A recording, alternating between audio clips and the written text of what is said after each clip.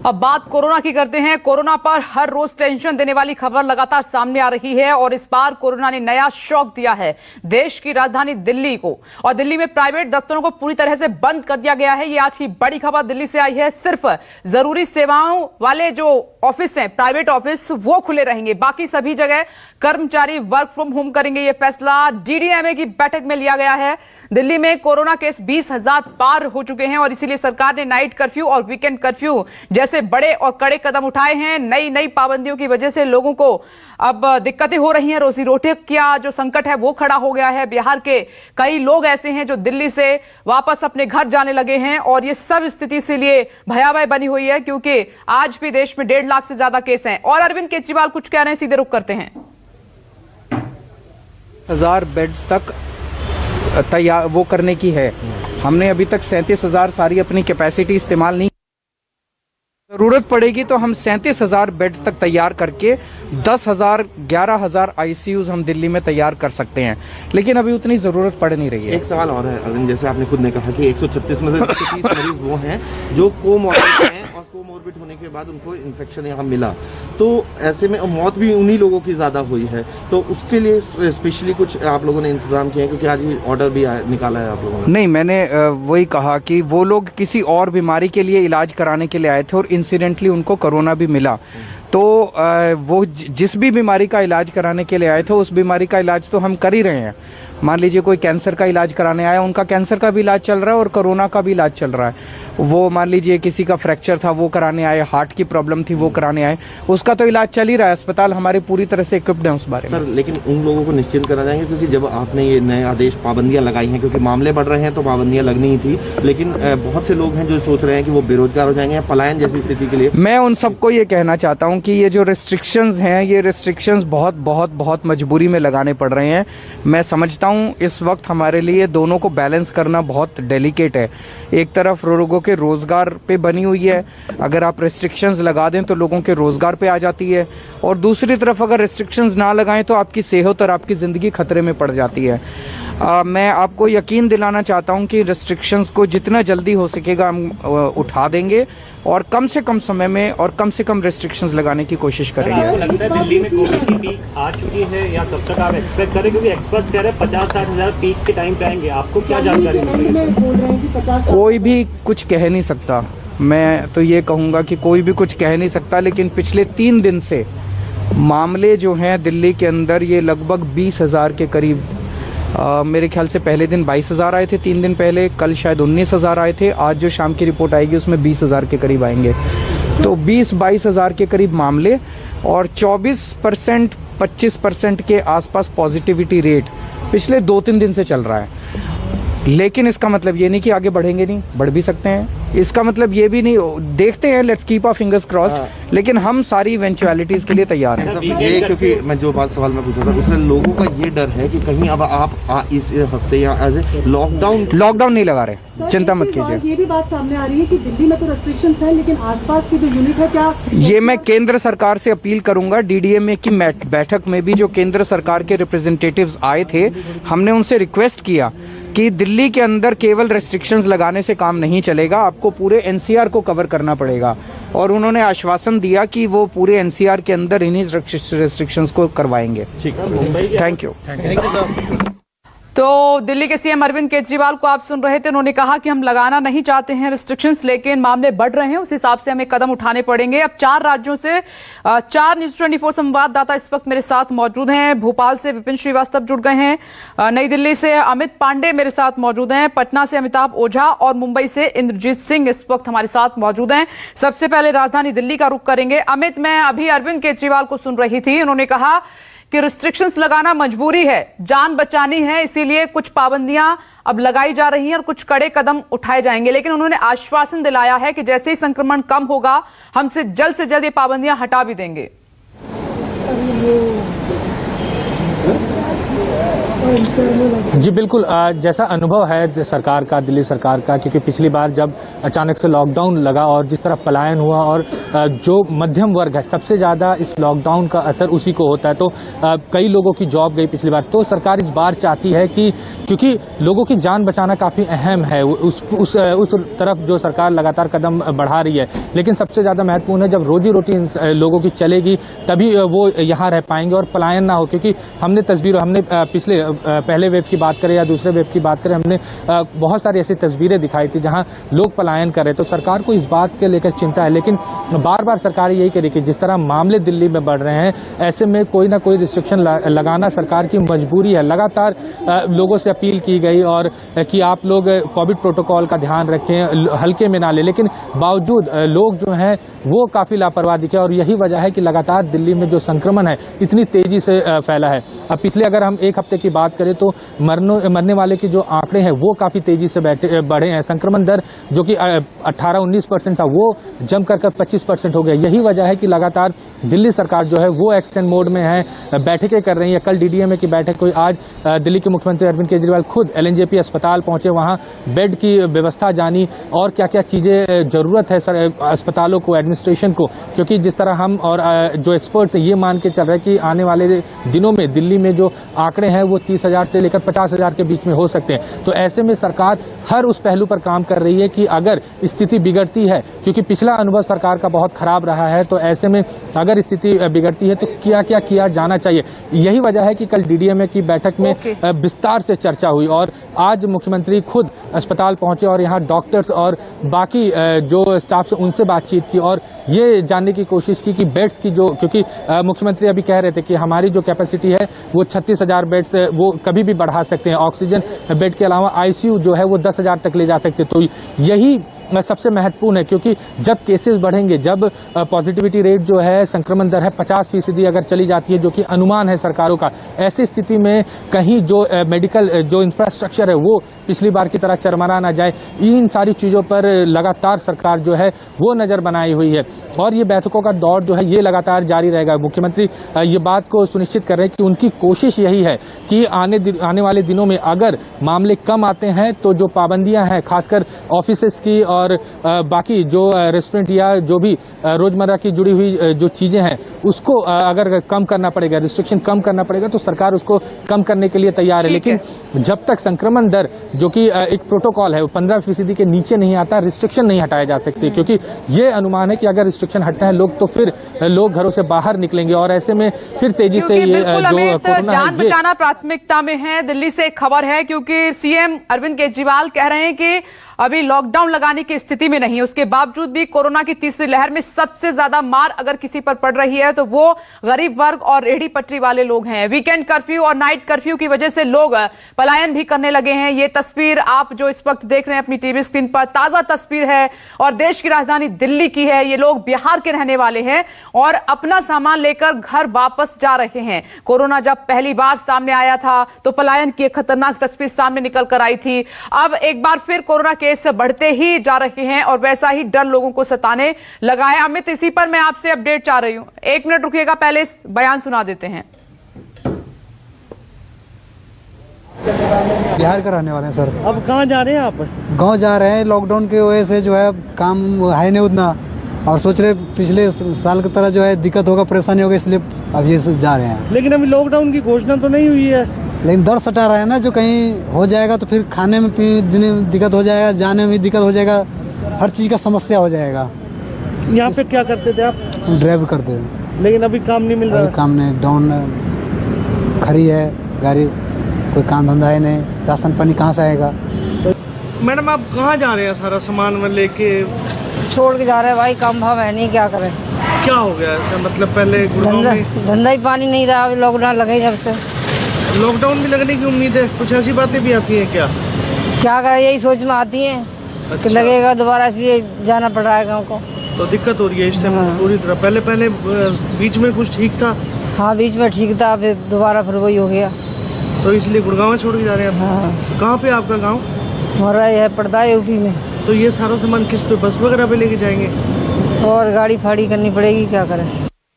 लोग डरे भी हुए हैं कि कहीं लॉकडाउन लग गया तो हम फिर जैसे पिछली बार फंस गए थे वैसे न फंस जाएं, इसीलिए लोग पहले से कदम उठा रहे हैं। लेकिन ये तस्वीर किसी भी लिहाज से ठीक नहीं है। प्रयागराज में बगैर मास्क के पुलिसकर्मी दिखाई दिए। ये बड़ी खबर देखिए, पुलिसकर्मियों के ऊपर जिम्मेदारी लोगों को जागरूक करने की, और यहाँ पर प्रयागराज में पुलिसकर्मी ही बगैर मास्क के घूम रहे हैं। माघ मेले में बगैर मास्क के घूमते हुए पुलिसकर्मी दिखाई दिए हैं। माघ मेले के इलाके में मिले हैं 7 नए मरीज और 5 पीएसी जवानों को कोरोना भी हो चुका है।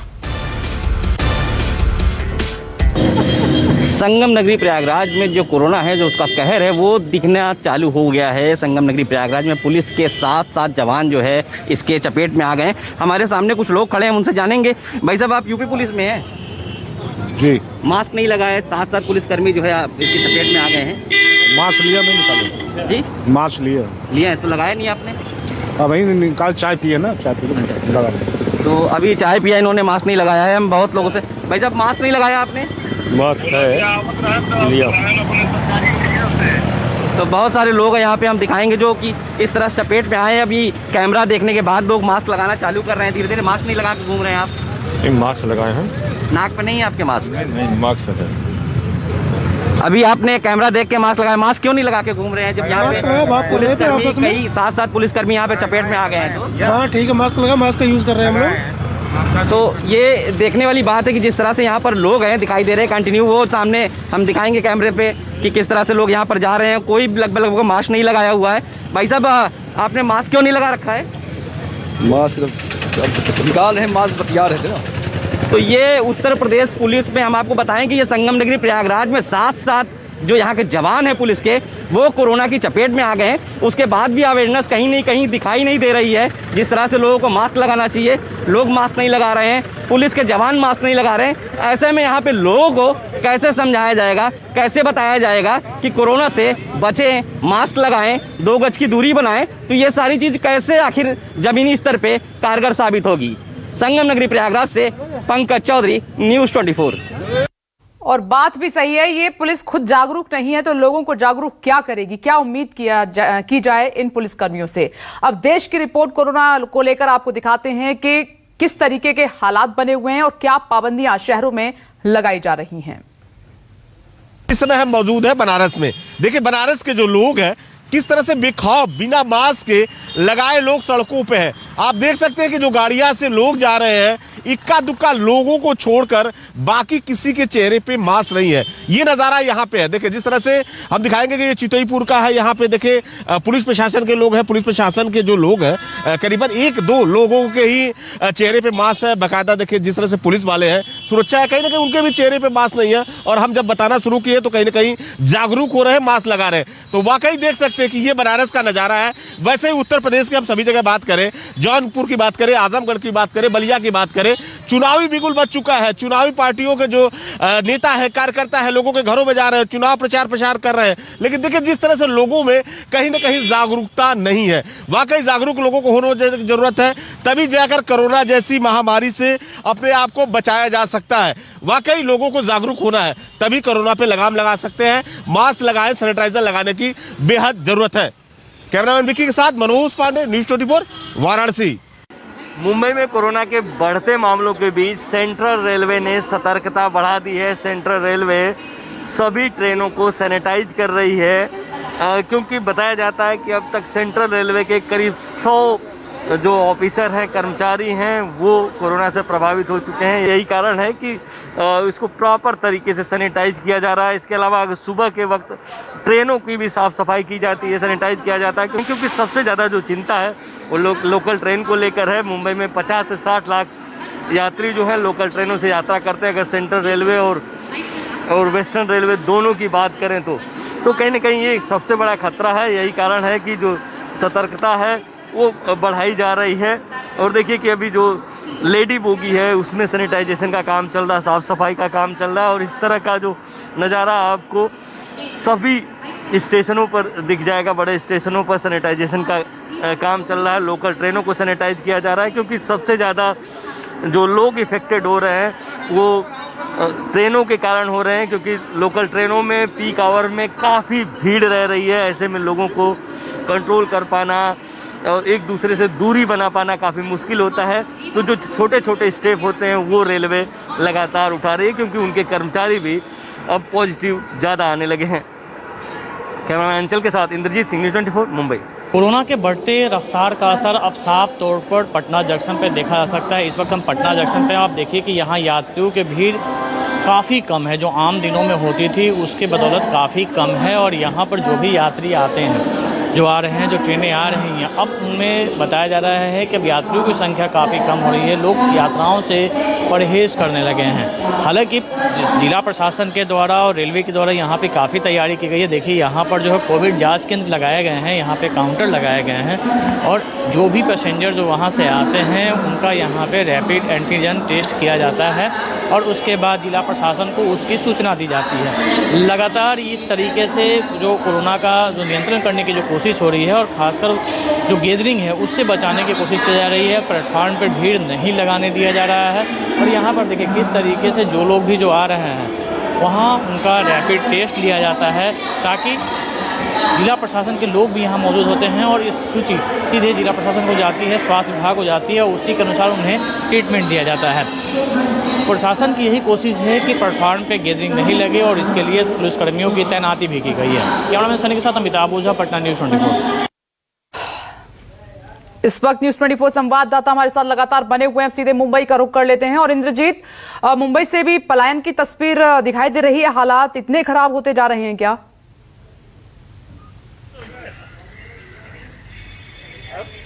मुंबई से अभी उस तरह के पलायन की तस्वीर नहीं आई, लेकिन जो मजदूर हैं, दिहाड़ी मजदूर हैं, जो रोज कमाते खाते हैं, वो थोड़े तंग जरूर हैं, क्योंकि जो दिहाड़ी मजदूरों का काम है वो रुक गया है। लोग घरों में जो काम कराते हैं वो नहीं बुला रहे, तो जहां इकट्ठा होते हैं वहां पे वैसी ही भीड़ अभी भी लग रही है। लेकिन पलायन की जो स्थिति है वो पहले जैसी नहीं बनी है। कुछ इक्का दुक्का लोग जरूर डर के मारे गाँव जाने लगे हैं, लेकिन अभी भी उम्मीद में है कि हो सकता है कि हालात सुधरे, क्योंकि पिछले 3 दिनों का अगर ट्रेंड देखें तो पिछले 3 दिनों में जो कोरोना है वो थोड़ा कम हुआ है मुंबई में। हालांकि इसका एक कारण ये भी बताया जा रहा है कि हो सकता है कि टेस्ट कम हुआ हो, इसलिए आज का जो आंकड़ा है वो देखना पड़ेगा। लेकिन मुंबई की मेयर से बात हुई, उनका कहना था कि लोगों ने थोड़ी सावधानियां बरती हैं, लोग अनुशासन का पालन कर रहे हैं। शायद यही कारण है कि जो ट्रेंड है वो घटता हुआ दिख रहा है। अगर ट्रेंड घटता हुआ दिखता है तो लोगों की जो दिक्कतें हैं और कम होगी।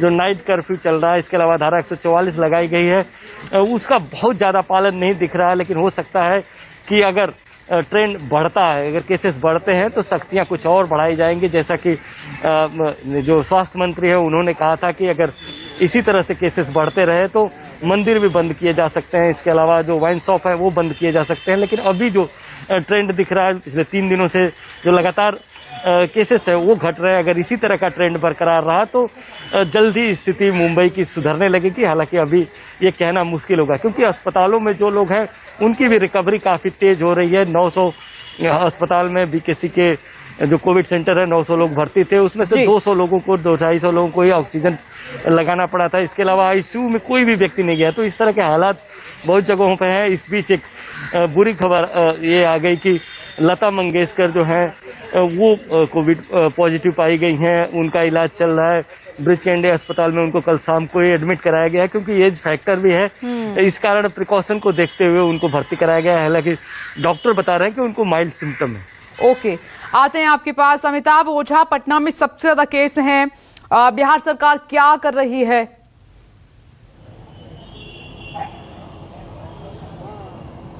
देखिए, लगातार बिहार सरकार कई प्रतिबंध लागू कर चुकी है और लगातार ये भी कर रही है कि अगर लोग लापरवाही बरते और संक्रमण को रोकने के लिए और सख्ती बरती जा सकती है। कहा जा रहा है कि मकर संक्रांति के बाद और सख्ती बरती जाएगी और उसके बाद ये कोशिश की जाएगी कि संक्रमण जो है सो रोका जाए। ऐसे आज स्वास्थ्य विभाग की एक बड़ी बैठक इस समय सचिवालय में चल रही है और जिसके बाद 4 बजे जो प्रिंसिपल सेक्रेटरी हैं हेल्थ के वो बताएंगे कि किन किन क्षेत्रों में प्रतिबंध लगाए जा सकते हैं या फिर मीटिंग में क्या हुआ। ये एक बड़ी बैठक है क्योंकि मुख्यमंत्री खुद बीमार हैं, वो आइसोलेट हैं, इस वजह से बाकी जो डिपार्टमेंट हैं स्वास्थ्य प्रिंसिपल सेक्रेटरी इस मामले में ज़्यादा जानकारी इसमें देंगे। लेकिन अगर हम बात करें कि कोरोना को लेकर कि देखिए सबसे बड़ी बात है कि बिहार में जो जीनोम सीक्वेंसिंग की जो रिपोर्ट आई थी वो काफ़ी हैरान करने वाली थी कि जिन 32 लोगों की जो रिपोर्ट भेजी गई थी तो उसमें 27 ओमिक्रॉन के आए थे और 2 डेल्टा वेरिएंट के थे, जबकि एक जो उसमें वेरिएंट मिला था वो साउथ अफ्रीका का 0.2 वेरिएंट है जो काफ़ी रेयर ऑफ रेयरेस्ट बताया जा रहा है और वो उस तरह का वेरिएंट पटना में काम कर रहा है। सबसे खास बात यह है कि यहाँ पे जीनोम सीक्वेंसिंग का काम जांच पटना में नहीं हो रही है। ये जो रिपोर्टें आई थी ये 27 दिसंबर को पटना से भेजी गई थी, जिसकी रिपोर्ट आई थी पिछले 2 दिन पहले यहाँ पे आई थी। तो अब प्रयास ये है कि जीनोम सीक्वेंसिंग की जांच पटना में ही IGMS में किया जाए और इसके लिए सरकार कई स्तर पर प्रयास भी कर रही है। लगातार आंकड़े बढ़ रहे हैं। पटना की हम बात करें तो पटना में करीब 12,000 से ज़्यादा एक्टिव पेशेंट जो हैं वो हो चुके हैं, जबकि पूरे बिहार में ये आंकड़ा 20,000 के ऊपर जा चुका है। लगातार बढ़ रहे हैं। हालांकि हम जांच की अगर हम बात करें तो पिछले 2 दिनों में जहां 2 लाख टेस्टिंग की बात कही जा रही थी, लेकिन कल जो रिपोर्ट आई थी उसके अनुसार 1.5 लाख जांच की गई थी, सैंपलिंग की जाँच की गई थी और उसके में करीब 4,500 के करीब में नए मरीज सामने आए थे। तो निश्चित तौर पे जांच का दायरा बढ़ाने की बात सरकार कर रही है, लेकिन जो सुदूरवर्ती देहात जो क्योंकि पहले सिर्फ पटना थे, मुजफ्फरपुर और गया में थे, लेकिन अब धीरे धीरे ये आंकड़ा है दूसरे जिलों में भी काफी तेजी से बढ़ रहे हैं, जिसको लेके अब सरकार की स्थिति चिंताजनक हो चुकी है। क्योंकि अब प्रवासी मजदूरों की बात करें तो अब जो है दूसरे से जो प्रवासी आ रहे हैं उनको लेके भी एक तैयारी करने की बात है। कई जिलों में जो है आइसोलेशन सेंटर खोलने की बात कही जा रही है। पटना में ऐसे 2 हॉस्पिटल तैयार कर लिए गए हैं जहां पे 150 बेड लगाए गए हैं। जो बाहर से जो लोग आएंगे अगर वो पॉजिटिव मिलते हैं तो उन्हें वहां एडमिट कराया जा सकता है। इसके अलावा जो होम आइसोलेशन में लोग हैं उनके लिए भी दवाइयां भेजी जा रही हैं पोस्टल डिपार्टमेंट के माध्यम से। जो जिनकी एंटीजन में जो पाए जाते हैं उन्हें तत्काल दवाइयां मुहैया करा दी। तो सरकार ये प्रयास कर रही है, लेकिन सबसे बड़ी बात है कि आम लोग अभी भी सचेत नहीं हुए हैं। देखिए पटना के डाक बंगला चौराहे पे अभी भी आपको कई तस्वीरें मिल जाएंगी जहां पे लोग मास्क नहीं पहन रहे हैं, उन्हें पुलिस अवेयर कर रही है, फाइन कर रही है, लेकिन फिर भी उनमें लापरवाही बढ़ती जा रही है, पार्टियां हो रही हैं और ऐसे कई पार्टियों में पुलिस लगातार छापेमारी भी कर रही है। धारा 144 लागू है और ये न सिर्फ अपने लिए प्रॉब्लम क्रिएट करेंगे, ये दूसरों के लिए भी प्रॉब्लम क्रिएट करेंगे। लोग संभल नहीं रहे हैं। न्यूज़ 24 लगातार उनको जागरूक करने की कोशिश कर रहा है। विपिन श्रीवास्तव आपके पास आते हैं और क्या जिस तरीके से, क्योंकि 1.5 लाख का आंकड़ा देश भर में कोरोना ने एक बार फिर से क्रॉस कर लिया है, संक्रमण तेजी के साथ बढ़ रहा है, तो क्या मध्य प्रदेश में लोग संजीदा दिखाई दे रहे हैं कोरोना को लेकर? उनको समझ में आ रहा है कुछ या नहीं?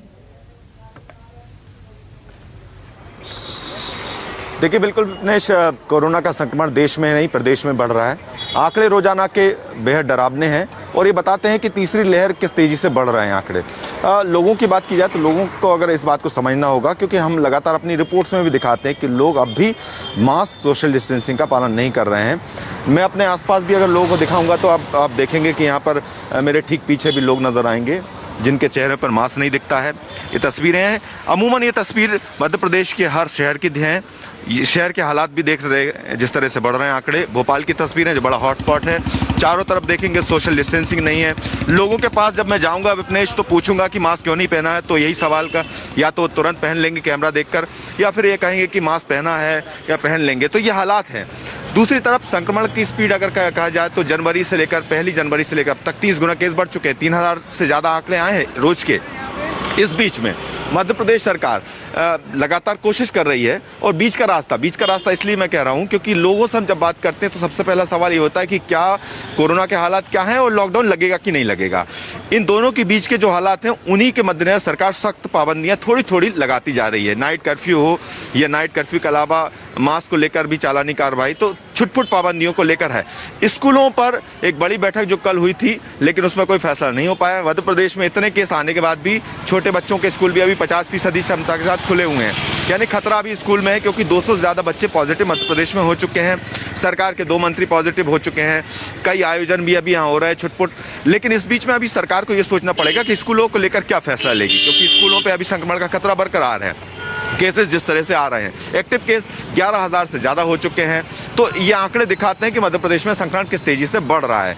ऐसी स्थिति में अगर हम अगले हफ्ते तक जाएंगे तो इन्हीं आंकड़ों को गौर करेंगे तो अगले हफ्ते आंकड़ा 10,000 पार हो सकता है, ऐसी उम्मीद जताई जा रही है। सरकार की तैयारियां हैं, लेकिन अभी बहुत हद तक जो लापरवाही दिख रही है लोगों की, क्योंकि जो आंकड़े आ रहे हैं रोजाना के विपनेश, उसमें एक चीज और गौर करने वाली बात है कि रोजाना के आंकड़ों में 70 से 50% वो लोग हैं जिनको कोरोना के का दोनों डोज लग चुके हैं वैक्सीनेशन के। यानी उन लोगों ने मान लिया है कि ज्यादातर लोगों ने कि उनको अगर वैक्सीनेट हो चुके हैं, डबल डोज हो चुके हैं, तो उनको संक्रमण नहीं होगा।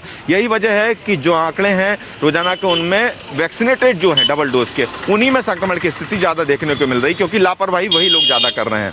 ये हालात जो हम दिखा रहे हैं सड़कों पर, गलियों पर, बाजारों पर, ये हालात भी दिखाते हैं कि मध्य प्रदेश में संक्रमण की होने की या फैलने की वजह किस हद तक ये लोग हैं जो कि मास्क नहीं लगाते, सोशल डिस्टेंसिंग के पालन नहीं करते। सरकार अभी तक इस बात को साफ कर चुकी है कि मध्य प्रदेश में लॉकडाउन अभी तो नहीं लगेगा। नाइट कर्फ्यू को लेकर जो फैसला लिया गया था जनवरी के पहले ही, उसका कोई खास असर नहीं दिख रहा है, क्योंकि रात को 11 से 5 बजे तक के जो हालात होते हैं वो रात के होते हैं। दिन के हालात हम आपको दिखा ही रहे हैं कि कैसे लोग बेतहाशा यहाँ पर लापरवाही पे आमद हैं। ये लापरवाह लोग, ये जो तस्वीरें हम जो देख रहे हैं, भूल रहे हैं पिछली लहर में देखा था कि अस्पतालों में बेड नहीं थे, हाथों सिलेंडर नहीं मिल रहे थे, हाथों में इक्विपमेंट लेके लोग घूम रहे थे अपनों को बचाने के लिए, और उन फैमिलियों, उन परिवारों का दर्द हर कोई महसूस कर सकता है जो अभी तक उभरे नहीं है, जिन्होंने अपनों को खो दिया। अमित पांडे, एक तस्वीर में देख रही थी कि दिल्ली से कुछ लोग डर गए हैं, पलायन भी उन्होंने शुरू कर दिया है, जबकि अभी तो लॉकडाउन जैसी कोई स्थिति है नहीं दिल्ली में।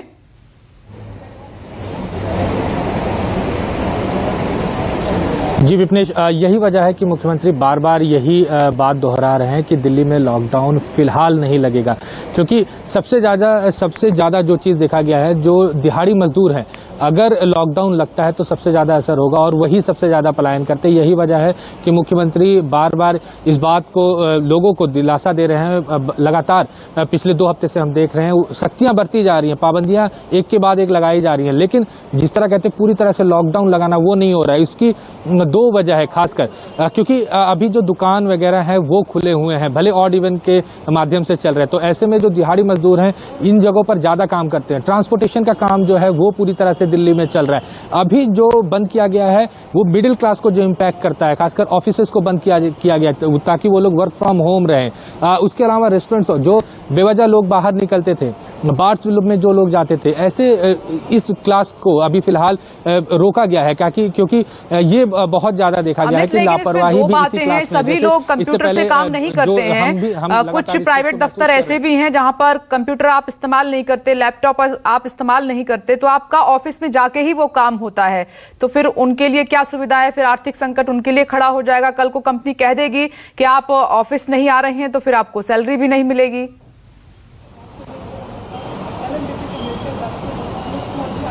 जी बिल्कुल विपनेश, आपने बहुत सही सवाल उठाया। यही जो कल डीडीएमए की बैठक हुई थी उसमें कई सारे अधिकारियों ने इस तरफ, और मुख्यमंत्री अरविंद केजरीवाल ने खुद इस तरफ जो अधिकारी थे उनसे पूछा था कि कितने ऐसे सेक्टर्स हैं या कितने ऐसे ऑफिसेज हैं जहां वर्क फ्रॉम होम नहीं किया जा सकता। तो इसमें जो आंकड़े दिए गए वो 5 से 10%, लेकिन कहने के लिए 5 से 10%, हजारों लोग इससे इम्पैक्ट होते हैं। सरकार अभी यही कह रही है कि अगले 1 हफ्ते के बाद दोबारा रिव्यू होगा, और साफ तौर पर जो ऑफिसेज है उनको ये इंस्ट्रक्शन दे दिया गया है कि सैलरी किसी की नहीं काटी जाएगी। तो ये एक बहुत महत्वपूर्ण है, क्योंकि सरकार ये नहीं चाहती कि लोग किसी तरह से इम्पैक्ट हो, क्योंकि पिछली बार हमने देखा था कि हजारों और लाखों की संख्या में लोग बेरोजगार हुए थे। यही वजह है कि जो सरकार है वो दिल्ली सरकार आस्ते आस्ते पाबंदियां बढ़ा रही है, ताकि जो लोग अलग अलग ऑफिसेज में हैं या अलग अलग तरह के व्यापार करते हैं वो तैयार रहें और लोग खुद रुके। क्योंकि देखिए, सरकारें पाबंदियां लगा सकती हैं, हम और आप बार बार अपील कर सकते हैं लोगों से कि आप मास्क लगाएं, कोविड प्रोटोकॉल का इस्तेमाल करें, लेकिन लोगों के अंदर जो पिछले 2 वेव में हमने देखा था डर, वो नहीं दिख रहा है। लोग इस बार ज्यादा कॉन्फिडेंस है कि हमें वैक्सीनेशन के डबल डोज लग चुके हैं। ऐसे में वो लोग सबसे ज्यादा वायबल हो रहे हैं, वो सबसे ज्यादा संक्रमित हो रहे हैं। तो लोगों को भी ये काफी सोचना होगा कि सरकारें इसी व्यवस्था बना सकती हैं, और अगर लोग उस व्यवस्था को खराब करेंगे तो फिर कोई व्यवस्था नहीं बन सकती। यही वजह है कि बार बार अपील की जा रही है कि आप कोविड प्रोटोकॉल का जो है वो ध्यान रखें, मास्क लगाएं, सैनिटाइजर का इस्तेमाल करें, सोशल डिस्टेंसिंग करें। यही एक ऐसी चीज है जिससे हम और आप इस पूरे महामारी से बच सकते हैं। देखिए अमित, हम लोगों को जागरूक कर सकते हैं और वो खुद उनको समझना होगा, कोरोना की जो संक्रमण की रफ्तार है उसको समझना होगा, और उसके बाद किस तरीके के हालात बने थे देश में उनको याद करना होगा। मुंबई का मैं फिर से रुख करना चाहूंगी। दिल्ली सरकार बहुत सख्त है इंद्रजीत, और जबकि महाराष्ट्र में केस ज्यादा हैं तो उतनी सख्ती वहां दिखाई नहीं दे रही है।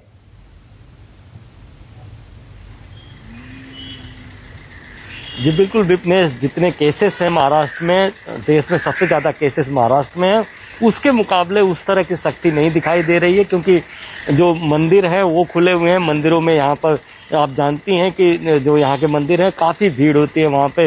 हालांकि अभी ऑनलाइन सिस्टम है, ऑनलाइन अपॉइंटमेंट लेने के बाद ही लोग जाते हैं, लेकिन फिर भी सोशल डिस्टेंसिंग का पालन जो है बिल्कुल नहीं हो पाता। इसके अलावा जो पब्लिक ट्रांसपोर्ट है वो खचाखच भरे जा रहे हैं। हालांकि सरकार ने एक ऑर्डर जरूर निकाला है कि जो प्राइवेट ऑफिसेस हैं वो 50% कैपेसिटी के साथ खुलेंगे, लेकिन प्राइवेट ऑफिसेस पे सरकार का उतना जोर नहीं चलता जब तक कि पुलिस उस पर हंटर न चलाए। तो मुझे नहीं लगता कि जो लोग हैं वो सरकार के कहने से 50% स्टाफ को बुला रहे हैं, ऐसा लगता नहीं है, क्योंकि रोड पर ट्रैफिक उसी तरह की है, पब्लिक ट्रांसपोर्ट में भीड़ उसी तरह की है। तो ऐसा नहीं लगता कि 50% की जो सरकार की बात है वो सही है। दूसरा, रात में नाइट कर्फ्यू लगाया गया है, उसका भी बहुत ज़्यादा असर नहीं दिख रहा है। दिन में धारा 144 है, अब किसी भी चौराहे पर जाएंगे भीड़ ही भीड़ दिख रही है। तो धारा 144 का मतलब होता है कि 5 या 5 से ज़्यादा लोग एक जगह पर इकट्ठा नहीं हो सकते। तो पुलिस का काम होता है कि जब इस तरह की धाराएं लगाई गई है तो लोगों को इकट्ठा न होने दे, लेकिन कई जगहों पर देखा जा रहा है कि बहुत सारी भीड़ रह रही। हाँ, ये जरूर है कि जो टूरिस्ट स्पॉट है जैसे गेटवे ऑफ इंडिया हुआ, बीचेज हुए, वहाँ पर इस समय लोग नहीं आ रहे हैं, गार्डन में लोग नहीं आ रहे हैं, तो थोड़ी राहत जरूर है। शायद यही कारण है कि 3 दिनों से जो है कोरोना के घटने का ट्रेंड शुरू है। हालांकि आज एक्चुअल पता चलेगा कि आज कितने केसेस आते हैं, क्योंकि मंडे को जो टेस्टिंग होती है वो काफ़ी ज़्यादा होती है, और जो मंडे की टेस्टिंग होती है उसके मुकाबले कितने केसेस आते हैं। क्योंकि अगर पॉजिटिविटी रेट की बात करें तो पॉजिटिविटी रेट मुझे यहाँ रोकना पड़ेगा। इंद्रजीत सिंह, आपको आप सभी का बहुत बहुत शुक्रिया कोरोना को लेकर राज्यों से अपडेट हमें देने के लिए। नमस्कार, मैं हूं मानक गुप्ता। अगर आपको हमारा ये वीडियो पसंद आया हो तो इसे लाइक और शेयर जरूर करें, और हाँ, हमें सब्सक्राइब और फॉलो करना ना भूलें, ताकि आप देश और दुनिया की कोई खबर मिस ना करें। तो जुड़े रहिए हमारे साथ और देखते रहिए न्यूज़ 24।